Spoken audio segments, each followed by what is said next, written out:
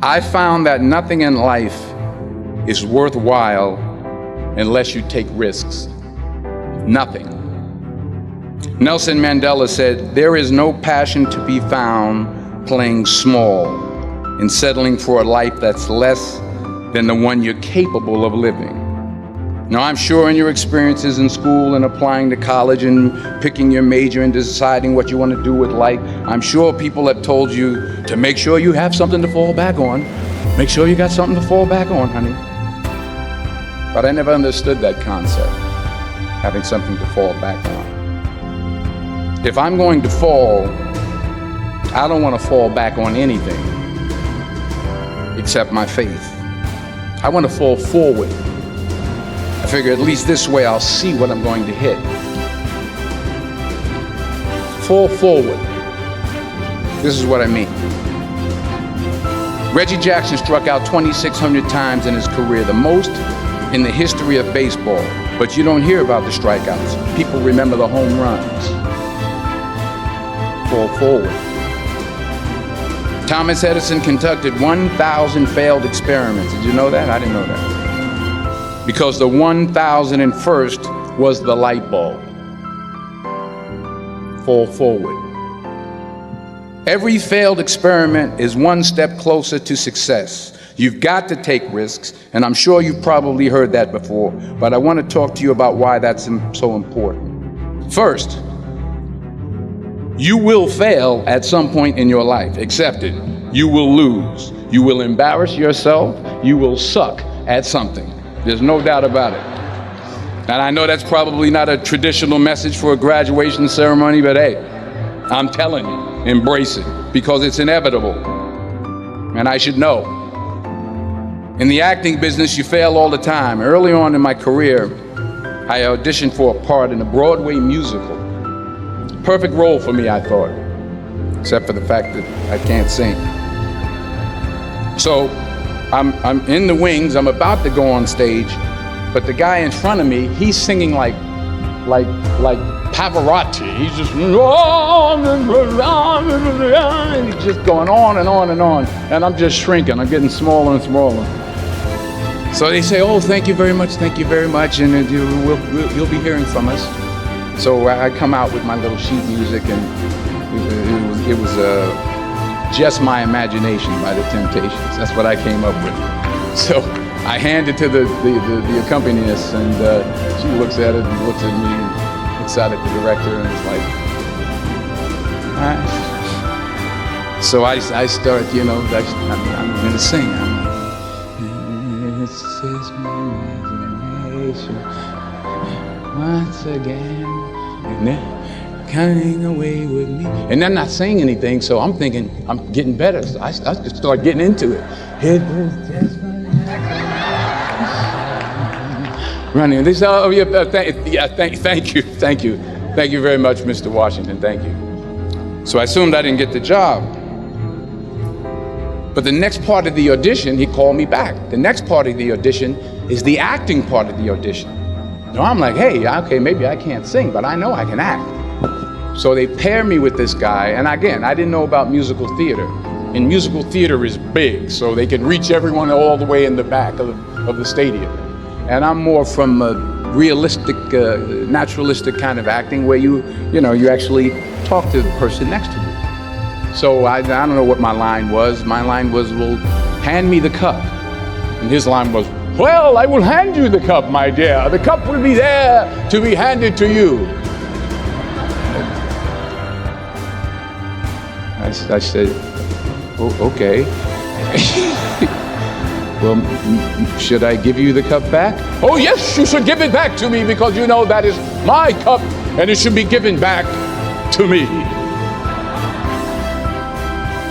I didn't get the job. But here's the thing. I didn't quit. I didn't fall back. I walked out of there to prepare for the next audition, and the next audition, and the next audition. I prayed.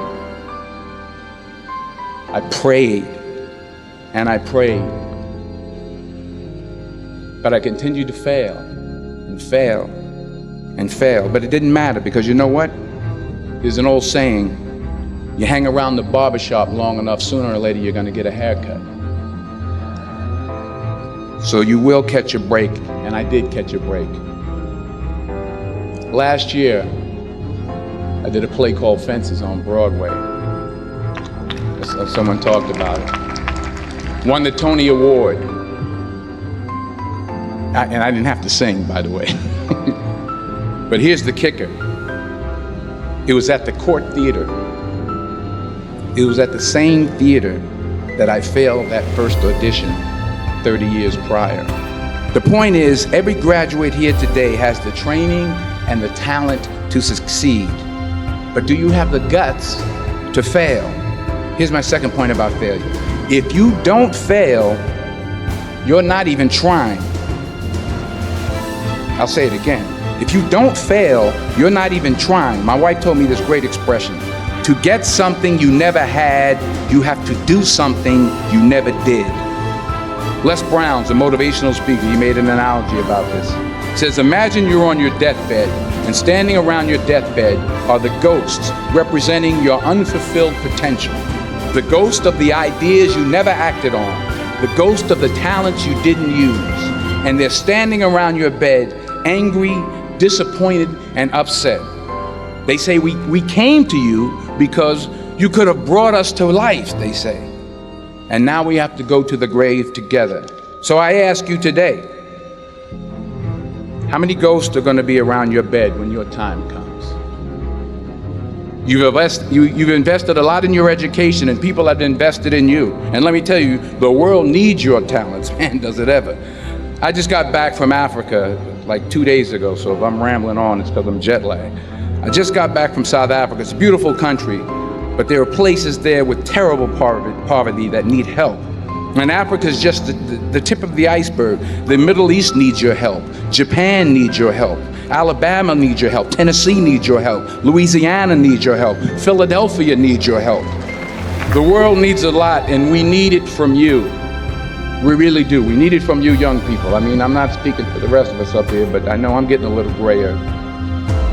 We need it from you, the young people. So you got to get out there.